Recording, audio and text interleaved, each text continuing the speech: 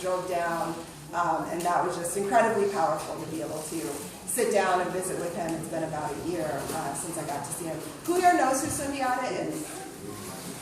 All right, okay. So I'm really excited to be able to talk about Sundiata here. I'm going to share a little bit of poetry as I'm talking about Sundiata. And, I think that this is an amazing day. I think that, we in radical movements don't get enough days to celebrate, right? We got to take our celebration days. So I feel like today, the day that Assata got liberated and free, should be our revolutionary holiday, right? We need to do this.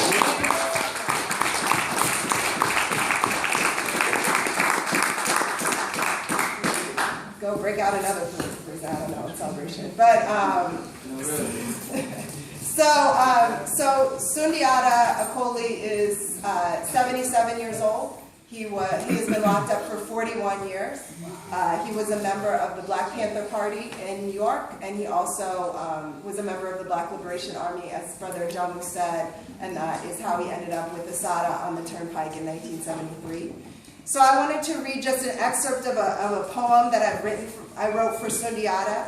I used to live close enough that I could have the honor of going to visit him every month. And so anyone who has gone to a prison regularly knows that soul-crushing monotony of the prison visit over and over again. Getting to see Sundiata was the only thing that made it amazing. So this is called Coffee and No Cigarettes. You wake up at 5:30 in the morning, sky sucked clean of stars. Drag your body into clothes into a borrowed car. You drive 2.5 hours until you near White Deer, Pennsylvania. Left at the wooden carved sign, United States Penitentiary, Allenwood. The speed limit is posted at 35 miles an hour. You drive 20. Into the sterilized processing center, sign the book, Prisoner's Name, Clark Squire. Slave names only. It doesn't matter how many decades someone has been called Sundiata Acoli, only slave names permitted here. The visiting room cold as a storage freezer. Voices echo hollowly above a murmur. You watch the families around you, waiting. Watch the sun rise on faces as their loved ones enter. Hugs and long stolen kisses under harsh fluorescent lights, harsher eyes of guards who must count in their heads, 1 1,000, 2 1,000, 3 1,000. All right, break it up. Finally, the door opens and Sundiata walks out, all 5'7" of him, which he believes to be 5'9". His face stern, his eyes drink in the room in a second. Who is there? Table layout, guards' positions, everyday survival. His eyes fall on you. His wide welcome home smile splits his face, a watermelon chopped open on a hot summer day. His brilliant mind and no-nonsense attitude can be brusque, you have learned. But you have always appreciated people who speak truth without malice, who speak love without bullshit. In between conversations, men come out on visits, come over to your table, exchange greetings with Sundiata. Older brothers with kufis, gray flecks in their beards say, "Peace, brother." Tattooed, stone-faced young bucks say, "What's up, old head?" And they mean it as a sign of respect. Once a prisoner, tall and rough-hewn with arms of granite and ghetto, came over almost shyly, held out a peanut butter tasty cake to Sundiata, rumbled, "My girl got these for me and I know you kind of feel them," smiled, ambled back to his assigned table. Sundiata asked for report backs, information, ideas, thoughts, experiences.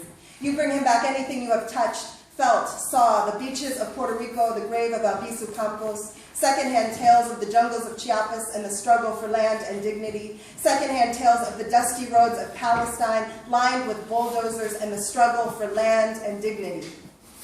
You listen spellbound to his tales of life in rural Black Texas, life as a NASA mathematician, life in the Black Panther Party. He does not tell many tales of life in prison. He tries to keep these visits away from brutal beatings and cold midnight cell bunks. You know he worries about your emotional well-being, and you have shed tears for this. Your conversation, meandering before, speeds up as you hurry to get everything in before visiting ends.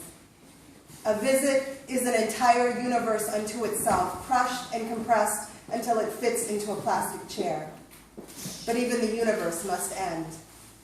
A time of hurried goodbyes, of cleaning up the trash so you have something to do with your hands. The time of I love yous, thank you for comings, I'll be back soons, multiplied 40 times throughout the visiting room as the collective unraveling begins. You give a hug, then the guard is at your elbow, herding you towards the door. Sundiata flashes you his son's smile, and a raised black fist before the door slides open, swallows him whole. All that is left, return the locker key, grab ID, get in the car. At the stop sign before you clear prison grounds, you glance left, see 4 deer, 2 of them newborn fawns still shaky in the legs.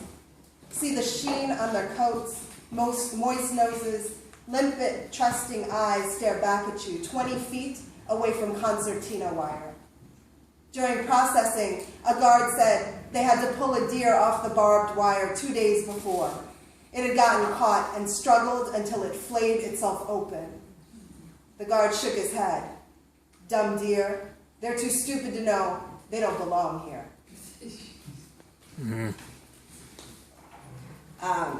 So, yes, for Sundiata. So I touched a little bit on it, but just a little bit of his background. Sundiata